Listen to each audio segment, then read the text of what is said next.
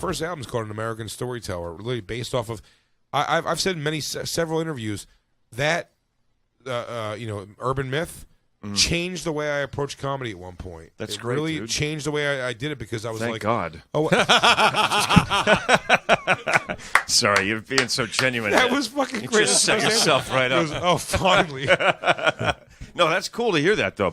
And that's basically the gist of the gist of the show is that it's just a good story. It doesn't have to be hilarious. You don't need to laugh You have someone come in each week and tell a story. Or do you share stories with each other? With the two of us, we each tell one story, and then we have a guest who tells a story. Okay, on a theme. And then the movie one, you review a movie, or the movie one, my girl and I watch a movie, and then we just talk about it. Talk about the movie. That's pretty much it. I mean, which show you been doing longer? Both the same amount. Okay. We've done the first 3 episodes of each. Just 3 of each. 3 of each. They're both brand new. I got a whole new web platform. You also have the Live Uncensored special that you released, right? Yep. And that's all available on realbenbailey.com. Yes. And you did a show with Judah Freelander as well. Yeah, that's a short film. A short film. It's called Meet Me at Ray's. It's about... Is it about Ray's Pizza? It is. It's about the original one? 2 idiots, both named Hank, trying to meet up for pizza at Ray's in New York, but of course there's 18 Ray's. There's a million Ray's pizzas. So that's funny. It's a short film about that. And so I mean, we made it like 12 years ago and just never did anything with it.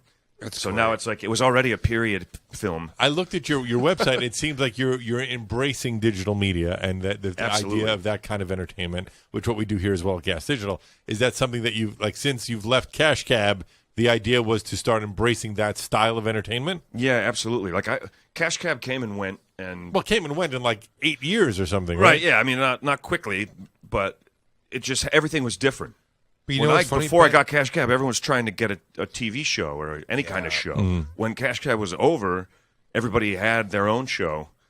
Everybody had a podcast. Everybody had this and that, and it was like a whole new world to me. I was like, "What the hell am I going to do?" Try to explain it to people again. I kind of came at the tail end of a lot of things, or what you said was maybe the beginning of a lot of it. But I try to explain to people where I'm like, you don't understand. Like Facebook, Twitter, MySpace, that all happened on me, like in my career. You too, yeah. Where it's like it was a time changed everything right in the middle of it, and we're all coming from the school where you're kind of like. Well, yeah, let these young fuckers do Facebook or whatever, Friendster. I totally did that. You're let them do it because Seinfeld didn't have that. Yeah. Seinfeld didn't have Facebook and he just did comedy. Dave Attell didn't have that. Totally. And it's such a different world, and you're like, oh wow. And you're like, oh my god, the entire business is on Twitter now. Yeah, I mean, people are making TV shows based on their YouTube videos. People are making 6 figures off of fucking Twitter. That's crazy. Or podcast. Seeing that situation, I wasn't sure what to do right away. And then after a while, I was like, I don't want to just do something. I want to be inspired to do it. And I just got to the point where I was like, you know what? All I ever really wanted to do was make movies. And TV shows, movies, same shit. And radio shows, I always loved doing radio. I was like, you know what? I'm just going to start making this stuff. I was like, I don't need to try to sell it. Did you understand the production? Did you understand the production end of it, or did you teach yourself that stuff too? Well, I've taught myself and learned through working on different shows and things and films over the years and whatever. But I always did it. Like my dad brought a video camera home, the first one, and when I was in like 8th grade, and I just took it, like it was mine. I was making little movies with my friends back then. You've been a performer. You're a band guy too. Yeah, I've been playing music for a long time too. You told me a long time ago you play guitar. At least you pick it up at least once a day. Yeah, I try to noodle with it. It's just funny. He's slightly older than me, slightly taller than me. We didn't establish date of birth. No, I think you might actually be a little bit older. He plays guitar better than me. He was more successful. He's like just the better version of me. I hope he fucks your girlfriend so bad. You know I wouldn't. I do know you wouldn't. I know. Morally he wouldn't, but I just want to know that she wants to.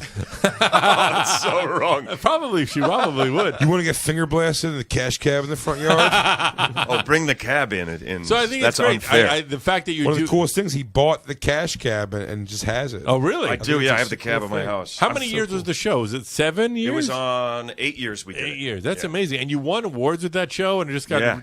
When we posted that you were coming on the show tonight, so many people were like, "Oh, I fucking love that guy." I mean, that's cool. Like universally loved dude. Like Thanks, the exact opposite of me. I don't feel that way. I still feel needy. But it was a bizarre phenomenon. The show to some degree, like just being. Look, it's an idea that could go the way of like one season. And you were a cab man, driver. You were an absolutely, actual cab driver, right? I wasn't. No, Oh, I thought you had were. to get a license in order to host the show. yeah, he became a cab hack driver. license, yeah. That's hilarious. I spent 12 years doing stand-up, and then I had to get a hack license. That's hilarious. And then it was expensive to get a hack license. I'm sure now it's not, but then it was. I don't know. They paid for it. They paid Yeah. for all that stuff. They gave you leeway to be funny on the show, which is huge. They kind of did, and I kind of demanded it. Like every funny line that I had, more or less, was cut out. Really? I had to make fight for 'em? faces. I had to start making faces at the camera while they were, thinking about what they were going to say. Yeah. And then I got a little, we called it the postscript. At the end of every game, there's like a 5-second wrap-up of the game that I would do. And that was like, here's your chance to deliver a funny line. Because the game had to move. It was Right. more about the game than me being funny. But now it's great that you've embraced technology. It's all at realbenbailey.com. And I saw that you also have like packages you can buy to get a bunch of episodes in one group and stuff like that. Yeah, I don't actually have bunches of episodes. I saw 3 yet, in but one. I have. You can get the stand-up special, Right, and and the 2 group. short films. Yeah, exactly, as and one the group. podcasts are free. The SDR Show.